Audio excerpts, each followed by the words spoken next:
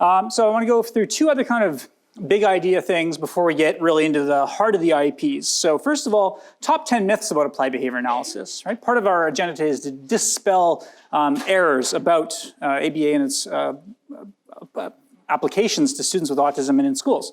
So one, that ABA is a one-size-fits-all approach. I would argue that there's no one-size-fits-all approach, right? There isn't one method of speech-language therapy. There isn't just one way to teach kindergarten or grade 1 or grade 8 algebra.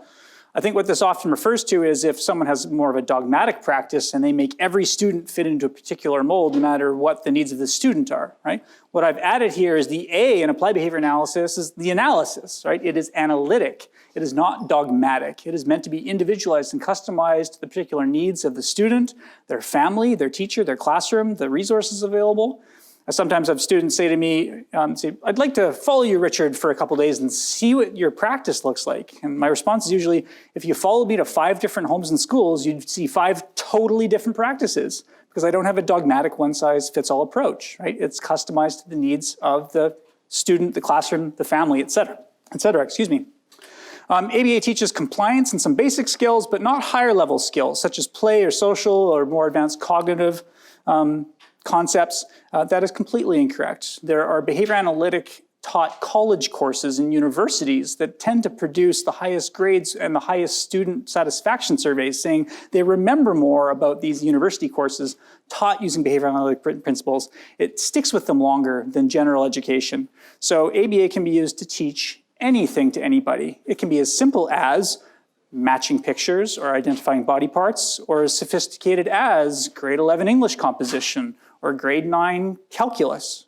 Applied behavior analysis can be applied to anything. ABA results in similar outcomes for all kids with ASD. So how many of you are familiar with the famous Lovaas study in 1987? Not that many hands. Wow.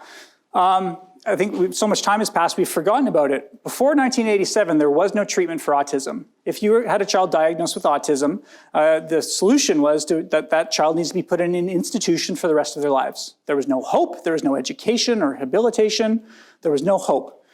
There's a book that was very popular through the 60s called Autism, Nightmare Without End. This was given to parents, right? There was no hope. Then along comes Dr. Lovaas, and through the 60s and 70s, behavioral psychologists, there's a lot of state hospitals and institutions in the United States, a lot of people with developmental disabilities in these institutions. They became natural laboratory opportunities. So you had a lot of behavioral psychologists going in and doing these little ABA interventions to teach specific things, like tying their shoes, going to the bathroom, matching, language skills, et cetera, et cetera. And what they found through all of these studies was whatever they happened to target, they tended to be pretty successful in teaching.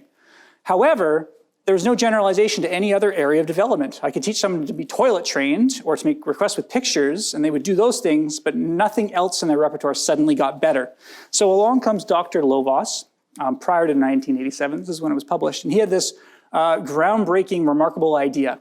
If all these little interventions work in isolation, what if we targeted the entire child, all areas of development, intensively all at once? And so instead of taking newly diagnosed kids with autism 3 and 4 and putting them into special programs, he said, let's take them out of the special programs, let's take them into their homes, let's train therapists to go in and work with them 40 hours a week, intensive therapy, doing one-on-one, and teach all of these things that in isolation tend to be effective, but limited. And he did this with a group of 19 kids in the experimental group, and then there's a control condition and another condition, but I'll talk about the experimental condition. After 3 years of this intensive intervention, 9 out of 19 kids went to school and lost their diagnosis. They went into their American education program without a special education assistant, without an IEP. The school didn't know that they'd previously been diagnosed with autism. 47% lost their diagnosis, which was remarkable and groundbreaking, right? This was a paradigm shift, right? Now there's hope where there was no hope. And then what contributed to the rise of ABA services for kids with autism and then kind of segued into the funding that we saw here in the lawsuit in BC and the fight for funding for ABA was a parent in New York, Catherine Maurice, who has training in literacy. She had 2 kids with autism, and she did ABA, and she also did other things. She kind of didn't really like the ABA. She liked these other things. But over the course of time, she realized that the ABA actually benefited her kids and the other therapies didn't. And then she wrote a book about it, Let Me Hear Your Voice, by Catherine Maurice. And that's recommended reading, in my opinion. Let Me Hear Your Voice by Catherine Maurice, where she chronicles her personal story. And what resulted in the paradigm shift that led to the funding we have now was Lovaas's study came out. Really, nobody pays attention to some scientific study. But then Catherine Maurice wrote this tugs the heartstrings, this really compelling personal story about how it helped her kids. And the study, with her popular press book, launched ABA into the spotlight, and suddenly there's all this demand for it. So what people used to really stipulate on is 47% best outcome. Does that mean every kid with autism has a 50-50 chance of losing their diagnosis? And the reality is, no, it doesn't. It doesn't mean 50-50. That's just what happened for the kids in this experimental group. But one of Dr. Lovaas's students, who is now a professor himself, when he talks about this data, he says, I get really upset when people talk about the famous 1987, 47%, because I was there, I did this study. And what struck me was 18 of the 19 kids made tremendous outcomes. A certain subset lost their diagnosis, but all the rest, it's not like they didn't make any gains. 18 of 19 made significant and profound gains. And so he says, when you do that math, it's 94.7% can make significant gains. There's still a single-digit number of kids that we don't know why just don't seem to respond well to even the best controlled interventions. And that's an empirical question we haven't answered yet. Who are these kids and why does this happen for them? But the optimistic message is for greater than 90% of kids, you can expect gains, right? Along a continuum from maybe moderate gains to really impressive gains. And that's the positive spin on that data, better than 47%. There's evidence that other treatments or methods are just as effective. Nope, there isn't. Go to the NAC report. In Ontario, they just published a provincial report looking at autism therapies, kind of an evidence-based practice guideline. And behavior analytics services were at the top, and there's really no close second place. And I think I made that point before the break. An intensive ABA program is a guarantee that a child will be able to enter kindergarten without supports. Right? That 47%, as I said, no, there is no guarantee. We can never make a guarantee. Month by month, 6 months by 6 months, it would be unethical for me to predict to a teacher or to a parent where their kid or student will be so many months down the road, because we simply don't know. Sometimes they're not as far as we hoped, and in other cases, they're far beyond what we would have wildly expected, right? But we can't predict. Intensive ABA is no longer justified when kids are past preschool. Not true. What you're really searching for is a 24/7 therapeutic environment. Now, people got hung up on the Lovaas study because he did 40 hours a week. And if you ask him, why did you do 40 hours a week? Why is this the best practice for intensity? And he'll answer, because it's a work week. We had to hire people to go in and do the work. So the real point is, it's not about the hours, it's about the intensity, the entire waking hours of a child's life. It's not so much about the hours as it is about the learn units, right? If I could get 1,000 learn units in 2 hours, then that's better than 8 hours of therapy where I only did 200 learn units, right? It's about the intensity and the time that you have. And so for those, there's a parent question at the break. It's really not about the hours, it's about as much as your child can tolerate and benefit from during all of their waking hours. ABA is mostly compliance training, leading to students who are resistant and escape motivated. There are stories of kids who've been in ABA programs where it looked like mostly compliance training and it led kids to not like learning environments. And I would say that's ABA done badly. That could also be general education done badly, or speech language pathology done badly, or piano lessons done badly, right? Bad teaching will lead to kids who don't want to be there. So it's really not about ABA, it's about the quality of the instruction. And so ABA has been guilty of this, and everyone else has also been guilty of this. We all need to make sure that we're not repeating those mistakes. ABA employs a lot of punishment. No, we don't. Back in the day, in Lovaas's study, there was physical aversives used. There was a loud no, a sharp no. When a child made an error and a slap on the thigh, that would no longer be legal or ethical. And subsequent studies have shown that you don't need those parts of the intervention to achieve really great outcomes. So we don't use corporal punishment. We are the positive reinforcement people. We invented it and we promote it. ABA is limited to a few strategies, and mostly DTT. Now, I gave you a partial listing before the break of all the different behavioral concepts and strategies, and that was just a partial listing. Applied Behavior Analysis is a large technology in science. It's not just limited to sit a kid at a table and make them listen to instructions. All professionals are created equal and all explain ABA in the same way. That's not true, right? There are some of my colleagues here today where I'm saying something and they're like, I would have said that a little bit differently. that's okay. If I ask 3 different grade 1 teachers on how to teach grade 1, they'll have slightly different bents on the theme, right? So not everyone is created equal. If you've had a bad experience with a behavior analyst, that was one behavior analyst. Don't write everybody off, right? If you've had one bad experience with a public school teacher, you don't paint everyone with the same brush, right?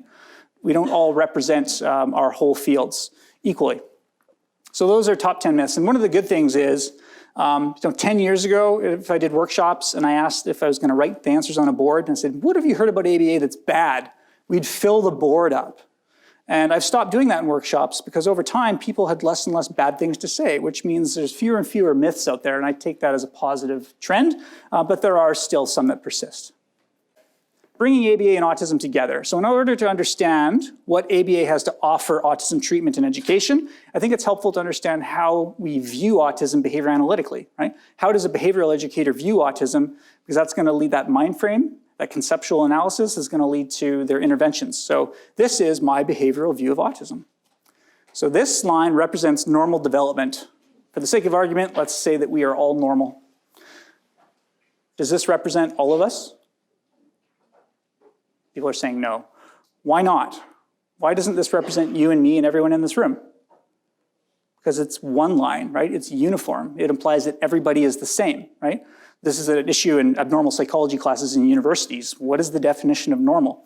Well, when we talk about there being an autism spectrum, I like to think about there being a neurotypical spectrum, right? We're all part of this broad spectrum or this normal spectrum. And some of us, sometimes we push the bounds of what's normal, but we're all still considered normal people, right? Neurotypical people.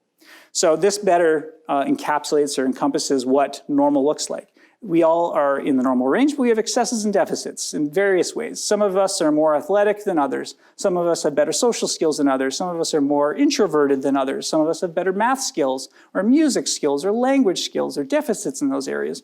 Those are our excesses and deficits. And that makes us human, right? That makes us all in the normal range. It's when any of these things pushes the bounds that people start to look and go, that's a little strange, right? Maybe that's not normal. So consider this the normal range. And if this is where you and I lie, this is normal, then this is autism. Autism is the extremes of behavior that occur in the normal range. Put another way, people with autism don't engage in alien, strange behaviors reserved exclusively for people with autism.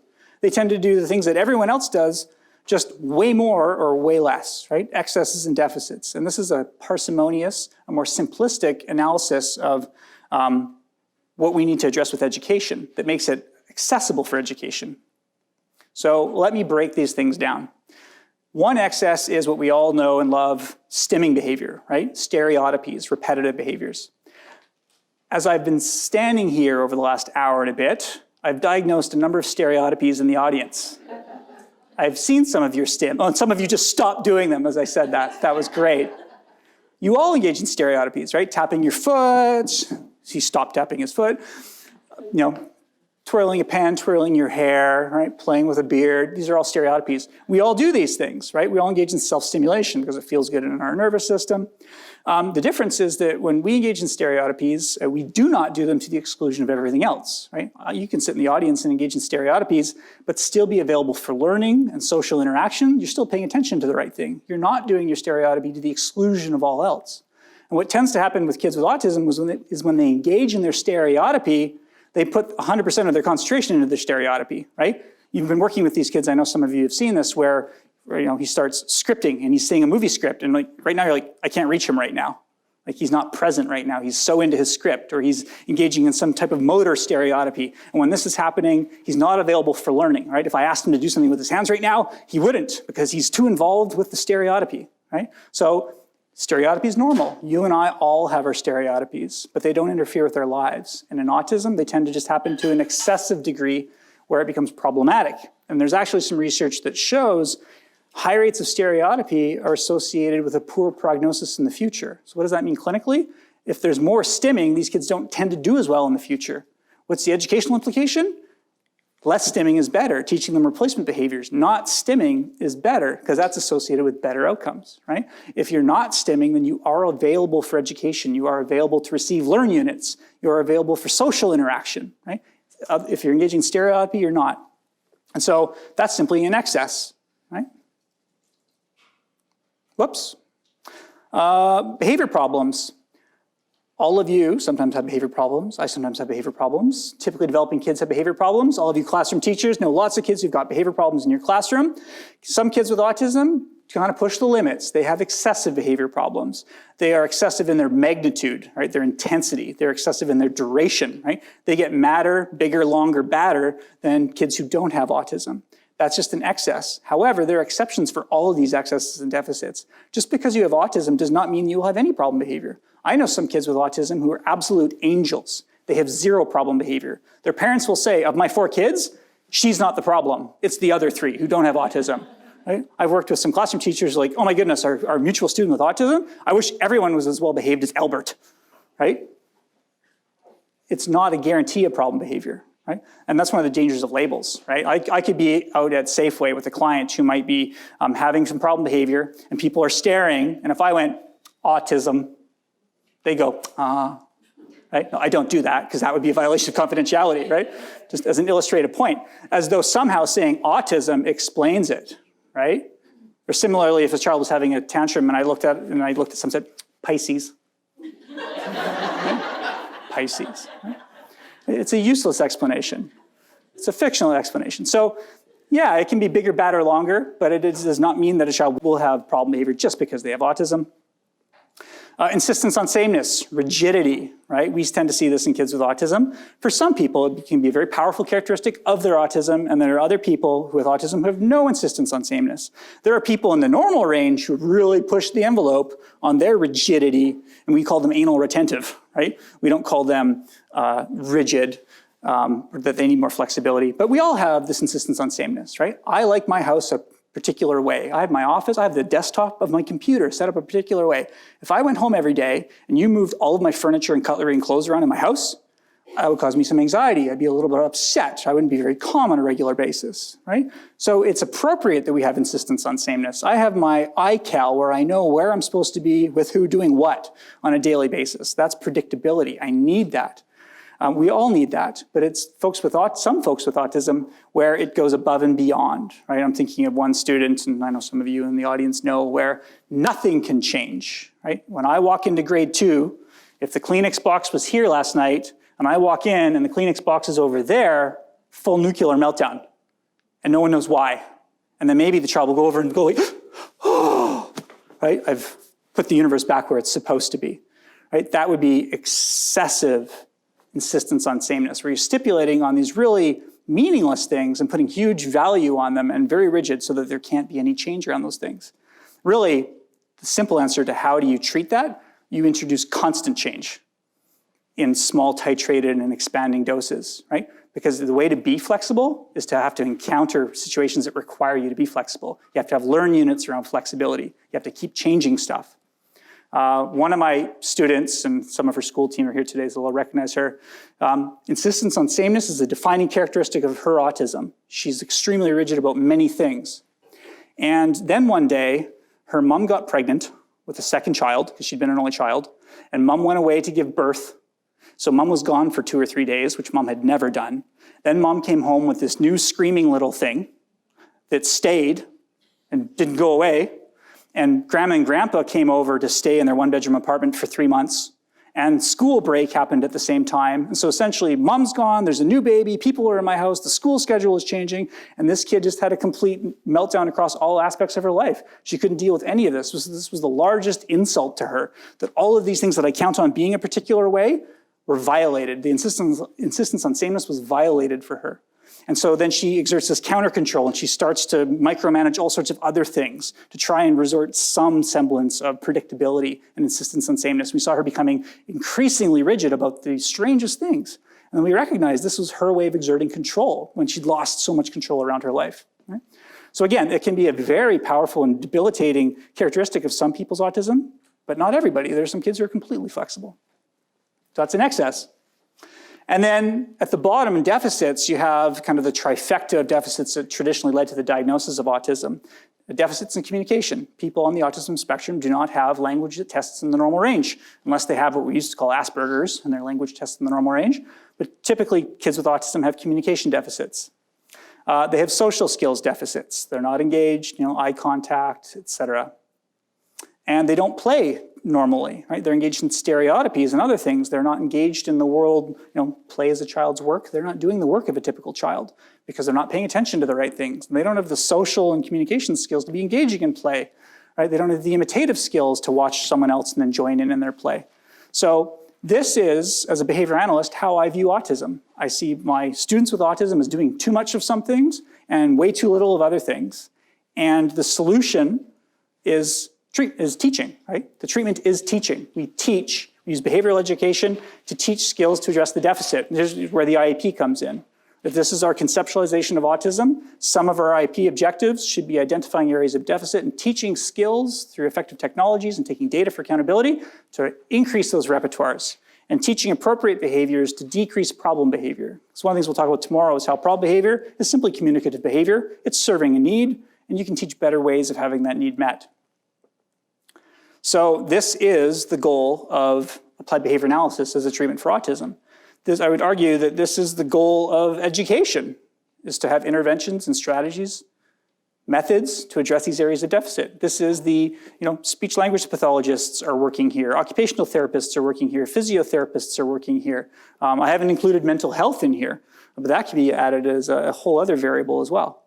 And so that's how I view autism. And one of the nice things about this behavioral view is it's a simplistic view, and it makes all of the problems accessible to me. Because if I view them as just behaviors that need to be taught, that's empowering because we control the antecedents and the consequences, and we can create the learn units, right? None of this is just completely neurological in their head that is inaccessible to us. There is no neurotherapy for autism. I'm not going to go in there and change their anatomy of their brain to result in changed behaviors, but there is data that shows, some from California, that kids who experience intensive ABA programs, if you do a pre and a post brain scan, their brains change at the end of the program or after a period of time with the program, which makes sense because what learning does is it changes the structure of our brains, right? That's why sleep is so important for kids. They go home and then there's all this dendritic proliferation in their brains during night and their brains get bigger. So it happens for everybody. Why isn't it happening? Of course it's happening for kids with autism. So this is the goal. And this, this image here would kind of represent that 47% best outcome. This is really what we're working towards, and some kids with autism will get there, many more, the majority won't get there, but the closer they get, each of those repertoires towards where their peers are, arguably the better their quality of life will be, the more skills they have, right? They can access their own reinforcers, have their own needs met, have social interactions, right? Have friends, do well at school, the more you move those skills towards the normal range. All right, does that make sense? As a conceptual analysis?